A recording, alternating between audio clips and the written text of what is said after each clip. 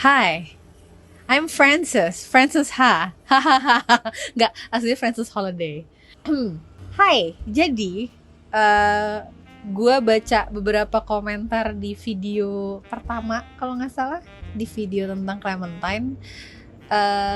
Dan juga ada beberapa saran dari teman-teman gue untuk membahas tentang satu film yang gue dulu udah pernah nonton. Terus kemudian karena ini jadi salah satu ide dari teman, akhirnya gue memutuskan untuk coba deh gitu nonton ulang filmnya. Noah, bacanya apa sih, Noah Bombah ya, oke. Si filmnya Noah Bombah, Frances Ha. Pas gue nonton lagi, terus kemudian gue coba cari tentang apa ya gitu term psikologinya, membahas dari sisi psikologi. Sejujurnya susah karena menurut gue Frances Ha tuh orangnya cukup psychological complex gitu. Kalau teman-teman udah nonton Frances Ha, kita akan lihat gimana perjalanannya Frances dari dia bersahabat baik dengan satu orang bernama Sophie, dia tinggal di satu flat bareng, kemudian ada semacam female friendship yang kuat banget gitu di antara mereka, sampai di satu titik Frances diajak untuk pindah ke apartemen cowoknya, tapi dia menolak dengan alasan nanti Sophie gimana, karena gue kemana-mana gue tuh harus bersama Sophie, yang akhirnya sampai menyebabkan mereka tuh putus, kandas hubungannya karena perkara dia gak mau pindah. Tapi tiba-tiba dia pulang dan kemudian Sophie-nya bilang kalau gue mau pindah nih, mau ngikut temen gue yang lain gitu, karena gue dapat harga apartemen yang bagus di daerah Brooklyn kalau nggak salah, tapi lo nggak ikut gitu. Disitulah masalah mulai sih gitu. Dan bagaimana akhirnya banyak kejadian-kejadian dalam hidup Frances yang dari dia kehilangan temennya sampai akhirnya dia berhasil mewujudkan cita-cita dan sebagainya. Mungkin nanti teman-teman bisa nonton sendiri. Ketika gue nonton itu, gue mencoba menuliskan apa aja yang gue tangkap gitu dari Frances Ha, kayak tentang adanya ketergantungan, kayak interdependence terhadap seseorang.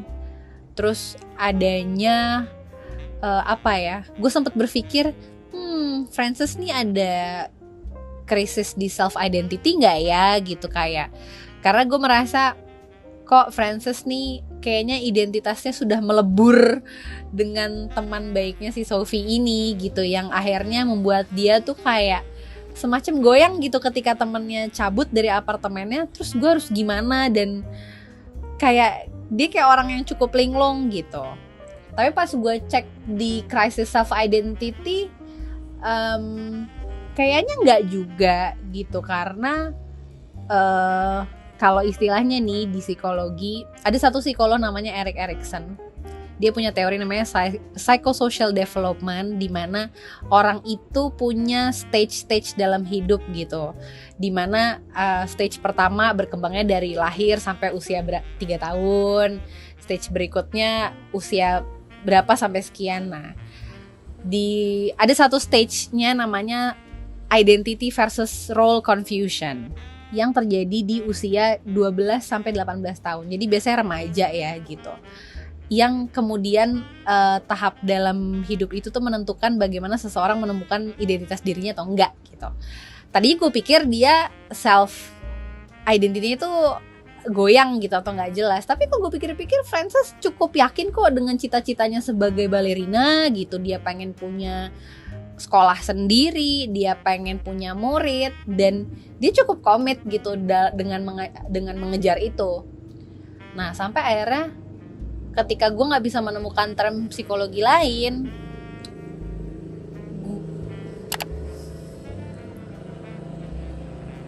sering syuting ya? Iya. Cut, Frances, ada motor lewat. Ntar ya guys, satu lagi. Dah. Oke. Tadi berwarna kali.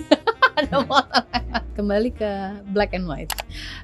Jadi tadinya gue pikir gitu kan, kayak ini apa jangan-jangan dia pada tahap self identity-nya nggak terbentuk dengan baik ya gitu. Cuman kok ya itu istilahnya ada identity achievement gitu. Artinya dia cukup explore, dia yakin ke satu hal dan dia komit terhadap yang dia mau gitu. Yang gue lihat sih Frances cukup komit ya dengan dia pengen jadi balerina. Terus kayak ada apa ya? Nah akhirnya ada satu hal yang gue lihat dari Frances yang sebenarnya gara-gara nonton ini gue tuh jadi kayak agak ngerasa gue bisa relate sih dengan Frances gitu. Dia tuh punya kecenderungan untuk menyenangkan orang lain, atau istilahnya adalah people's pleaser gitu. People's pleaser tuh sejujurnya gue nggak tahu ya apakah itu term resmi dari psikologi atau bukan. Tapi gue rasa ini yang bikin kenapa film itu tuh jadi relate, bikin orang-orang tuh relate gitu ketika nonton. Karena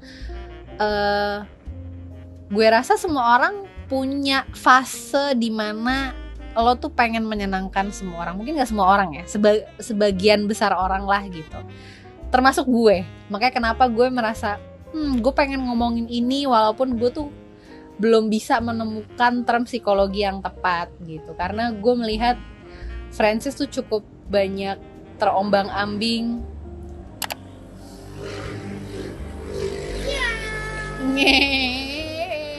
gitu. Dah. Oke. Dan gue tuh merasa Frances tuh cukup terombang-ambing ya itu karena kayak gue melihat ketika dia akhirnya memutuskan untuk keluar dari apartemen lamanya karena kayak gue bisa nih hidup tanpa Sophie gitu.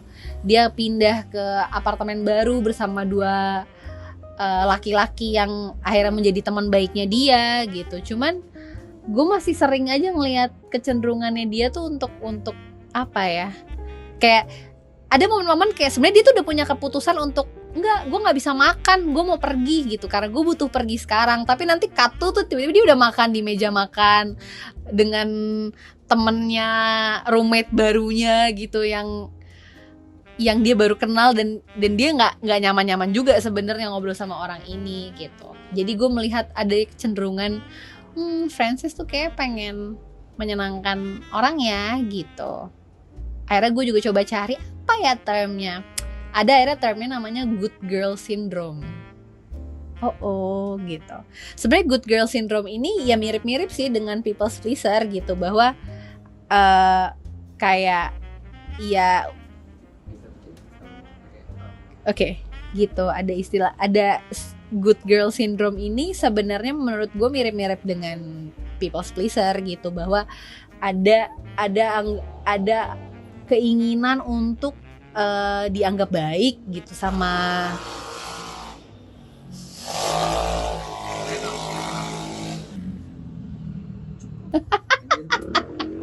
gue kan padahal pengen sok-sok Frances tinggal di apartemen New York gitu loh. Gue tuh pengen serius gitu kayak memandang. Tapi gak ada motor sih. Knalpotnya nggak gitu sih kayaknya ya. Ya good girl syndrome ini ya punya kecenderungan yang kurang lebih sama kayak people's pleaser. Nah, akhirnya gue mikir nih, cuman untungnya pada akhirnya ya walaupun itu fase yang nggak mudah ya gitu untuk mencoba tidak menyenangkan orang terus-menerus, gue lega sih pada akhirnya si Frances bisa dengan segala rintangan, dengan bagaimana dia kembali lagi ke kampusnya untuk mencoba belajar nari lagi atau bekerja paruh untuk mengumpulkan uang karena dia sudah impulsif ke Paris tapi cuma 2 hari demi menunjukkan ke orang-orang kalau dia tuh kayak gue tuh udah bisa mandiri, gue tuh udah lepas dari bayang-bayang teman gue si Sophie ini gitu. Pada akhirnya dia tetap berhasil tinggal sendiri, dia berhasil bikin pertunjukan sendiri dengan dia sebagai koreografer. Cukup melegakan sih buat gue yang nonton. Terus kenapa gue bikin video ini juga karena gue pengen bilang juga sih untuk Frances dan mungkin untuk orang-orang di luar sana dan untuk gue sendiri, bahwa gue pernah dinasehatin sama dosen gue karena gue pernah curhat tentang suatu hal yang intinya gue tuh lagi puyeng banget, gue ingin memutuskan sesuatu tapi gue banyak banget mendapatkan masukan dari orang yang gue rasa lebih kompeten daripada gue. Jadi pertimbangan itu tuh berat banget buat gue, apalagi orang-orang ini adalah orang-orang yang cukup signifikan gitu dalam hidup gue. sama seperti Frances sih, di kasus Frances H, bagaimana Sophie, teman baiknya dia tuh, pertimbangannya, bahkan pertimbangan yang belum dia dengar langsung dari mulut temennya tuh udah dia coba bayangkan gitu. Ntar Sophie seneng gak ya gitu, ntar Sophie boleh gak ya kalau gue pindah ke apartemen cowok gue gitu. Nah gue tuh dinasehatin sama dosen gue gitu, Manda, masalah kamu tuh sebenarnya cuma satu sih deh tadi kalau saya dengar cerita kamu tuh gak enakan. Itu salah satu ya memang salah satu ciri-ciri dari people pleaser kan gitu. Dan dosen gue bilang, inget ya man, gak enakan itu adalah masalah besar, bukan masalah kecil. Satu. Yang kedua yang harus diingat adalah ya pada akhirnya kita tidak akan pernah bisa menyenangkan semua orang. Cie, gue jadi kayak motivator ya. Gue banget lihat.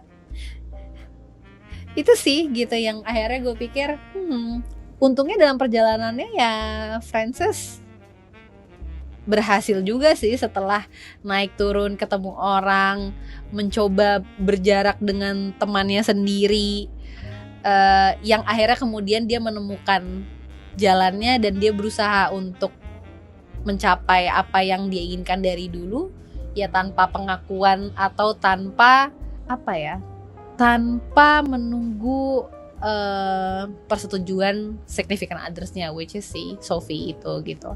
Tanpa Sophie pun dia bisa kok menjalani hidupnya dan ya mencapai apa yang dia mau gitu sih.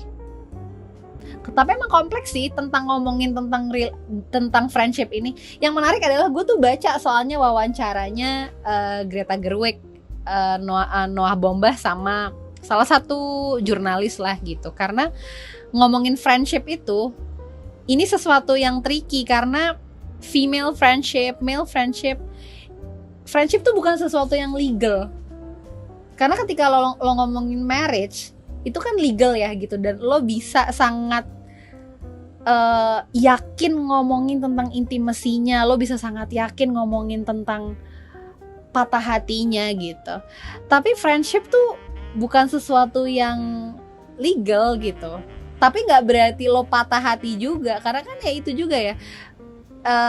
Gue itu yang bikin gue juga tertarik sih ngomongin ini, karena Frances tuh mengalami patah hati bukan karena love relationship, tapi karena friendship gitu.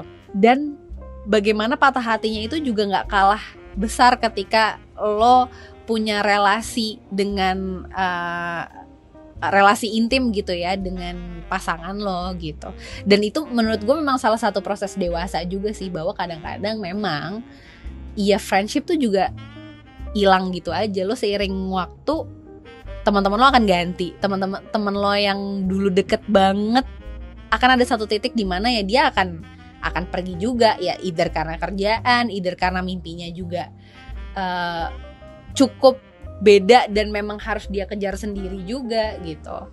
Itu sih yang bikin gue merasa kenapa film ini juga spesial gitu, terlepas dari bagaimana si Frances itu ada kecenderungan people pleaser itu gitu sih. Karena friendship tuh sesuatu yang penting tapi tricky gitu ketika diomongin.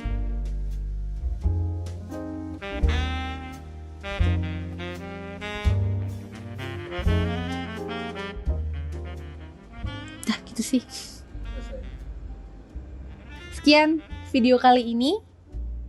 Sampai ketemu di video berikutnya. Dah. Lebih singkat. Pas banget sih.